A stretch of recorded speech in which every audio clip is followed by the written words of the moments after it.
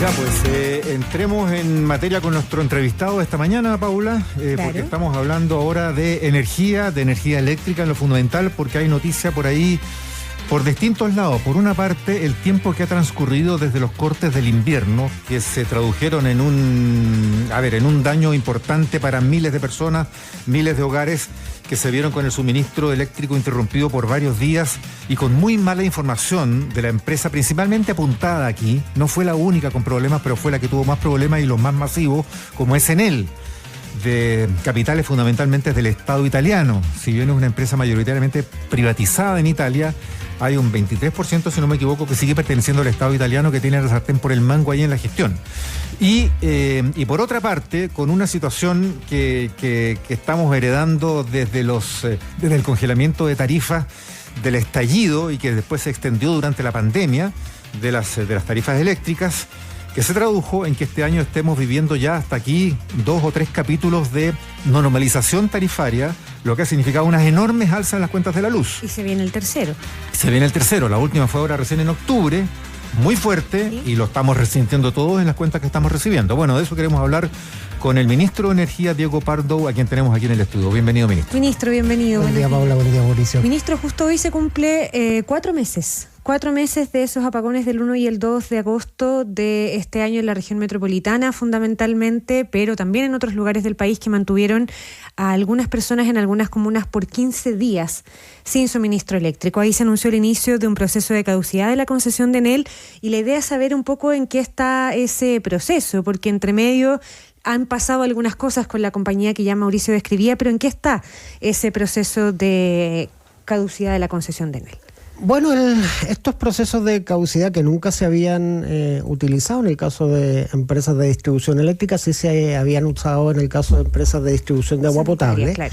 Es un proceso muy reglado, tiene 3 etapas. La primera etapa es la etapa de requerimientos, que fue la que ocurrió cuando estaban los cortes y se le dieron una serie de ultimátum a la empresa que tenía que ir cumpliendo, una serie de requerimientos. El último no lo cumplió, se avanzó a la segunda etapa. La segunda etapa es una etapa de informe técnico. Uh-huh. Y esa etapa de informe técnico hoy, en este momento, está en lo que se denomina una auditoría independiente. La Universidad de Santiago de Chile, el Departamento de Ingeniería Eléctrica, está haciendo un informe técnico independiente, una auditoría independiente que va a ser parte del informe técnico que tiene que hacer la Superintendencia de Electricidad y Combustible, con lo cual le recomienda al presidente de la República que tome una decisión, y ese es el tercer proceso, cuando ya el proceso pasa al presidente de la República y él toma la decisión sobre la base de este informe técnico que hace la Superintendencia. Ya, más allá de lo técnico que estará por verse, ¿no? La decisión, no sé si decirlo política, pero del gobierno y de esta administración que inicia este proceso inédito de caducidad de la concesión, es llegar hasta el final, porque en los últimos días hemos conocido que la empresa Enel le ha transmitido a sus ejecutivos, también se lo ha transmitido a la empresa, que van a llegar hasta el final defendiendo su posición, defendiéndose de esta acusación que el Estado de Chile de alguna manera les hace, pero que también tienen como una primera opción la salida pactada. ¿Cómo opera esa salida pactada para una empresa como Enel y cuál es la decisión del gobierno en relación a eso? A ver, el hecho de que una empresa, por cierto, tienen su derecho a impugnar todos los actos administrativos que les parezca, lo han hecho hasta ahora. De hecho, han presentado recursos de protección, han observado varias de las decisiones de la superintendencia. Hasta ahora les ha ido mal en esas reclamaciones. El Ejecutivo está convencido de que el curso de acción que ha tomado es el correcto. Sin perjuicio de eso, obviamente... Hay que decir también que Enel también se negó al principio, a diferencia de otras eléctricas, a realizar de buenas a primeras compensaciones por la ley eléctrica. Sigue negándose. Todas las otras distribuidoras, recordar que el temporal de 1 de agosto afectó a 5 distribuidoras eléctricas. A veces a los santiaguinos pensamos que Enel es la única empresa que funciona en nuestro país. Eso no es así, digamos, hay muchas otras y de otro... con otra aproximación, de otra nacionalidad, digamos, una de las ventajas de nuestro país es que podemos comparar el desempeño de compañías distintas. Se afectó a 5 compañías de distribución eléctrica, más o menos, algunas otras más pequeñas también, pero 5 grandes. Las 4 o sea, de estas 5, 4 ya han pagado las compensaciones que les corresponde por la Ley General de Servicios Eléctricos. La única que no ha pagado es Enel. Obviamente, la segunda más grande es SGE, ¿o no? La segunda más grande es CGE. De hecho, en número de clientes CGE es más grande. Es más grande incluso porque además está en más zonas del país. Claro. Y CGE pagó. CGE pagó prontamente en septiembre. Se pagaron las compensaciones por parte de CGE y lo mismo ocurrió con Saesa, lo mismo ocurrió con Luz Osorno, lo mismo ocurrió con Frontel, lo mismo ocurrió con Chilquinta.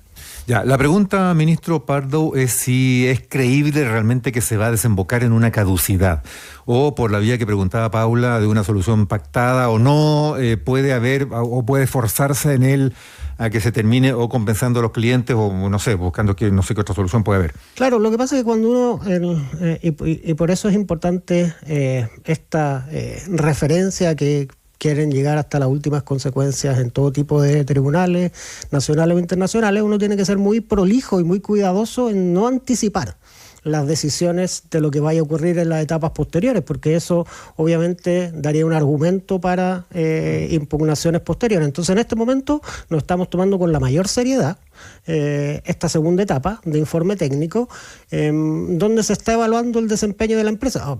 Digamos, ahora es bastante claro que el desempeño no es bueno, y en eso obviamente la ciudadanía puede sentir cierta frustración de por qué es necesario hacer un proceso tan prolijo, de tanto tiempo, porque claro. ¿Qué plazo tienen estas cosas? En otros casos a todo entre 6 y 18 meses, en el caso de las empresas sanitarias. Ya llevamos 4. Claro, entonces yo entiendo que a la ciudadanía le puede resultar algo frustrante, que algo que a todas luces es evidente, el mal desempeño que hubo durante el frente de agosto, tome tanto tiempo, pero es importante ser prolijo. Por lo que le estoy entendiendo, ministro, entonces el gobierno y el Ejecutivo tienen la convicción de que esto es lo correcto, como dijo usted antes, y va a persistir también hasta el final. Y además que los hechos lo muestran. Aquí los hechos son muy claros, y yo quiero recordar, esa es la gracia de tener varios tipos de distribuidoras. ¿Sí? Eso es como el neoliberalismo. Si uno toma esta misma ciudad, ¿sí? La misma ciudad de Santiago, no está completa, entregada a la distribuidora Enel. Hay una la misma parte CGE está también está claro. CGE puso 4 veces más cuadrillas por cliente para responder a la emergencia. La consecuencia de eso fue que repusieron la luz 4 veces más rápido. Cuando uno ve lo que ocurre con Saesa o con Luz Osorno o con Frontel en el sur, pusieron 10 veces más personas por número de cliente para reponer el servicio. ¿Cuál fue la consecuencia de eso? Que repusieron la luz 10 veces más rápido. Entonces, es importante que consideremos el desempeño de otras empresas para iluminar lo que ha sido los problemas de Enel. La comparación salta a la vista de lo que usted está diciendo. Ahora, ministro, ¿qué incidencia tuvo un capítulo político que se vivió aquí? Porque estamos hablando del Estado de Chile actuando frente a Enel a través de sus organismos pertinentes, y estamos hablando del Estado italiano que controla una parte de Enel. Y hubo un capítulo reciente cuando se encontraron los jefes de ambos gobiernos, Giorgia Meloni, la primera ministra italiana, y el presidente Boric en la última cumbre del Grupo de los 20, fue, ¿no? En Brasil. Y fue público y notorio que el presidente Boric no abrió agenda para encontrarse con Giorgia Meloni, que quería un encuentro con el presidente Boric, y donde evidentemente el tema iba a ser en él. ¿Por qué se desperdició esa oportunidad? Sí, aquí es importante tener en cuenta lo que mencionó el canciller hace un par de días. No hubo una solicitud de parte del gobierno italiano de reunirse con el presidente, y por lo tanto no hubo una negativa respecto a una solicitud que nunca se hizo. Y en las circunstancias donde coincidieron, en los plenarios, en las reuniones ampliadas, no se mencionó el tema. Sí hubo una solicitud de reunión por parte de la compañía, pero no por parte del Estado italiano, sino por parte de la compañía. Y esa reunión se declinó por razones de agenda principalmente, pero también hay que tener en cuenta que si el presidente va a tomar la decisión sobre este aspecto, en la siguiente etapa procedimental no se puede estar juntando con el interesado antes de que sus antecedentes sean transparentes y claramente conocidos por la ciudadanía. O sea, mientras no termine ese proceso final de caducidad de la concesión, ¿no va a haber un encuentro en esa línea del mandatario con No de parte del mandatario. Y si no hubo una solicitud de Giorgia Meloni o del equipo del gobierno italiano, ¿no debió haber una solicitud del gobierno chileno de reunirse con Giorgia Meloni para buscar una solución y para reclamarle por Enel?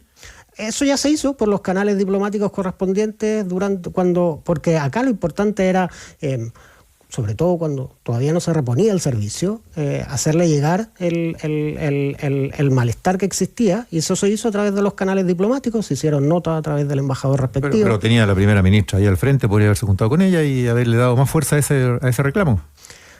Insisto, es importante que este proceso se lleve con la mayor prolijidad posible, precisamente porque la misma empresa ha mencionado que va a impugnar cada una de las etapas. Por lo tanto, la manera en que se lleve adelante tiene que ser muy prolija y muy ajustada y así lo ha hecho en cada una de las etapas que ya aquí hemos ido detallando, y que además su CEO, Giuseppe Turchiarelli, tiene confianza, y así lo manifestó en las últimas semanas, de que no va a haber ningún resultado negativo contra Enel. Y además se despachó esta frase que generó toda la polémica, que es que en Florida, en Estados Unidos, se han quedado 2 semanas sin luz y nadie se ha quejado. Después ellos intentaron aclarar que se refería a la reacción de las autoridades conscientes de la magnitud de esos episodios. Pero para ustedes como gobierno, ¿qué significa esa nueva frase o ese nuevo entrevero con Enel? A ver, lo primero, yo creo que es importante entender que la magnitud del problema que hubo durante agosto, lo que pone en tela de juicio es el vínculo que tenemos con la ciudadanía. La ciudadanía confía en un conjunto de empresas privadas básicamente para que le llegue la luz en su casa, ¿sí? Y ese es el vínculo que hoy día está en cuestionamiento. Obviamente no compartimos las declaraciones y, como les acabo de decir, creo que no hace falta buscar ejemplos particulares en otros países, cuando en esta misma ciudad y en este mismo país queda claro que el desempeño de Enel fue peor que el de otras distribuidoras sujetas a las mismas reglas del juego. Claro, porque el argumento de Enel ha sido el caso fortuito, digamos, que nadie podía prever la dimensión del temporal de ese 1 y 2 de agosto. Sí, efectivamente ellos solicitaron estado de normal agravado para muchas de sus comunas, y eso fue rechazado hace algunas semanas. Obviamente el Ejecutivo no comparte esa visión, pero independientemente de eso, yo creo que hay que ser extraordinariamente cuidadoso con el tipo de declaraciones que uno tiene aquí, porque, de nuevo, aquí lo que está en juego es la relación de confianza que tenemos entre la ciudadanía y un servicio público muy importante. Entonces, así como en su momento, por ejemplo, el gerente general de Enel durante la crisis dijo que si no llamaban por teléfono, no tenían cómo atender los llamados, y después se quedó demostrado que más de la mitad de las llamadas habían quedado sin respuesta por parte de la propia distribuidora, cuando tenemos familias de electrodependientes que llamaron una decena de veces sin respuesta. Entonces, ese tipo de declaraciones yo creo que es mejor evitarlas. Hay que ser muy cuidadosos como nos comunicamos con la ciudadanía, porque la ciudadanía está muy enojada y con razón. Sí.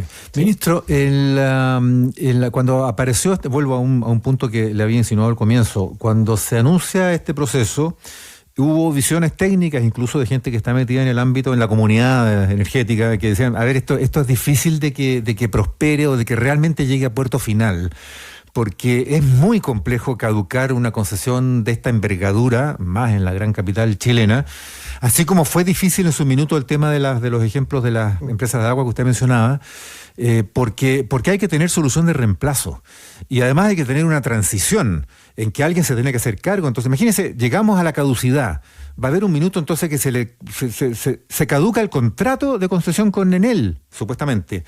¿Qué pasa ahí? ¿Quién asume la distribución eléctrica? ¿Quién se hace cargo de responder a la próxima emergencia si ya no va a estar Enel y va a estar que el Estado chileno va a responder mejor ante un próximo invierno, un sistema frontal como el que tuvimos este año? ¿Cuánto se demora en que se entregue una nueva concesión y a quién? Tiene que abrirse concursos, procesos que toman a veces muchos meses de adjudicación para que el que llegue sea mejor. A ver, yo creo que, de nuevo, no es bueno anticiparse a siguientes etapas, y no es bueno,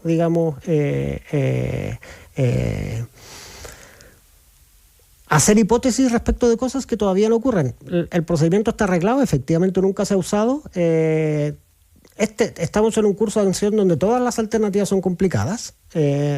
digamos, no... Que por lo mismo no preverlas parece como de alto pánico, o sea, no tener claro cuál es el plan. Sí. Que el Ejecutivo las tenga claras no significa que vayamos a hacer declaraciones sobre etapas sucesivas. De nuevo, quiero ser muy transparente. Cuando uno está lidiando con una empresa que públicamente dice que va a impugnar cada uno de los actos que haga, uno no puede estar anticipando declaraciones sobre lo que va a venir en etapas posteriores, porque eso lo único que hace es alimentar argumentos respecto de estos escenarios de judicialización. Ya, pero por ejemplo, el Ejecutivo está trabajando en las bases de una eventual licitación para otorgar una nueva concesión. El Ejecutivo está trabajando en todas las alternativas que hoy día están sobre la mesa con la mayor responsabilidad. Pues en 18 meses, que es el plazo máximo que usted daba, se llega a la caducidad. Esto es 1 año y medio más, vamos a estar en el primer semestre de 2026. Eventualmente, estoy poniéndome en el caso extremo, ¿no es cierto? Puede haber soluciones antes o que en él se allanen, en fin. Tiene que haber ahí inmediatamente, ¿no? Un proceso, o casi en la etapa final ya se tiene que estar lanzando un concurso internacional, loco. El Ejecutivo está evaluando todas las alternativas que están sobre la mesa con la mayor responsabilidad y teniendo siempre el bienestar de las personas como el centro de todas nuestras preocupaciones. Además le va a tocar a otro gobierno, entonces sí, claro. Está claro el pastel que se le va a entregar en una eventual próxima administración. Bueno, no necesariamente, de 6 a 18 meses. Una parte de ese plazo... podría cumplirse en este gobierno, claro. Ministro, estamos conversando con el ministro de Energía, Diego Pardo. Antes de pasar al tema del subsidio eléctrico, el aumento de las tarifas, lo que plantea Mauricio del descongelamiento de las tarifas, en relación a las compensaciones, usted algo decía, todas las otras distribuidoras pagaron las compensaciones que están bajo la ley eléctrica, sí. Esto es sin mediación del CERNAC, a sus usuarios. Es que son compensaciones distintas. Las compensaciones del CERNAC siguen en... No, por eso, las que son sin mediación del CERNAC, esas todos los usuarios de las otras 4 compañías distribuidoras las recibieron. Sí, 4 de 5 y la quinta, que es Enel, no lo ha hecho. ¿Y qué pasa con la gente de Enel? ¿Con los usuarios de Enel, digamos? Bueno, eso es lo que ocurre cuando cada uno de los... ¿No han recibido ni un peso de compensación por ninguna vía?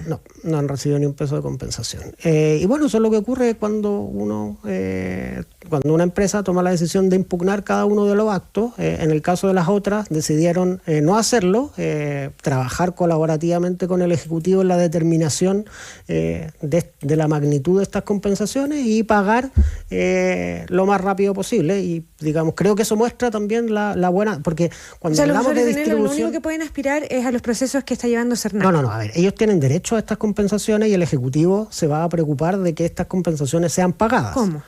Bueno, nosotros instruimos a través de la Superintendencia de Electricidad y Combustible, ellos, digamos, han litigado el proceso y como cada vez que se litiga un proceso administrativo, estas cosas son lentas. Cuando se hacen con la colaboración de las otras distribuidoras, esto es rápido, como ocurrió con ahí estamos hablando Chiquinta, CGE, ahí estamos hablando de judicialización de este tema, por lo tanto al final van a ser los tribunales los que van a tener que darle la razón a Enel o no. Efectivamente, ahora insisto que en el caso de las otras 4 distribuidoras la compensación ya fue pagada. Y eso yo creo que es muy importante porque yo creo que refleja empresas de distribución eléctrica que están pensando en reconstruir ese vínculo con la ciudadanía, que es lo más importante. Ministro, cuando usted pensó en el proyecto de extensión del subsidio eléctrico, ya a esta fecha ya lo daba por promulgado, ¿no? En el calendario original estaríamos, claro, en el Senado a esta altura. Ya, ¿y qué significa que todavía esté en la Cámara para los usuarios también y para la proyección que el gobierno había hecho con la extensión de ese subsidio? Bueno, la postulación que terminó hace algunas semanas, lo importante es darle la tranquilidad a esas personas que con los fondos de alguna manera que tenemos actualmente, en el Fondo de Estabilización de Tarifas, podemos abordar temporalmente, obviamente en algún momento vamos a necesitar los recursos, pero podemos abordar temporalmente una nómina de esas características, así que el proceso, digamos, de calificación del subsidio y de entrega del subsidio se va a mantener, no vamos a atrasar ese calendario. De nuevo, lo importante es estar aquí del lado de las personas y hacer todos los esfuerzos posibles para que los subsidios se paguen lo antes posible y se sigan pagando, porque ya se pagaron los de este semestre. Sin perjuicio de eso, el proyecto de ley que hoy día está en el Congreso incorpora distintas herramientas, extiende el subsidio, ¿sí? Y en ese sentido, digamos, hace algunas semanas se aprobó la sobretasa del impuesto al carbón, que más el pilar público aseguran financiamiento suficiente para digamos, para esta nómina, para un subsidio digamos, de la magnitud de la que muestra la última postulación, pero también tiene otras herramientas, algunas que tienen que ver con aumentar las multas en materia de distribución. Sí, pero mientras eso no sea ley, lo que tenemos es lo que tenemos, digamos, ¿no? O sea, 100%, lo que tenemos, lo que tenemos. Igual ha mostrado que en octubre, por ejemplo, la inflación estuvo fuertemente marcada en un 18%, acumulando una poderosa alza de 45,7% en lo que va del 2024 en relación a las tarifas eléctricas. Sí, y el subsidio lo que va a hacer está dirigido al 40% más vulnerable y lo que busca es contener el alza tarifaria en ese segmento. Sí, porque ya en 3 oportunidades lo contuvo, pero no lo contuvo. Es que lo que pasa a nivel macroeconómico es distinto de lo que ocurre en el 40% más vulnerable. Sin perjuicio de eso, también hay otras herramientas en este proyecto de ley y que creo que es importante conversar sobre ellas.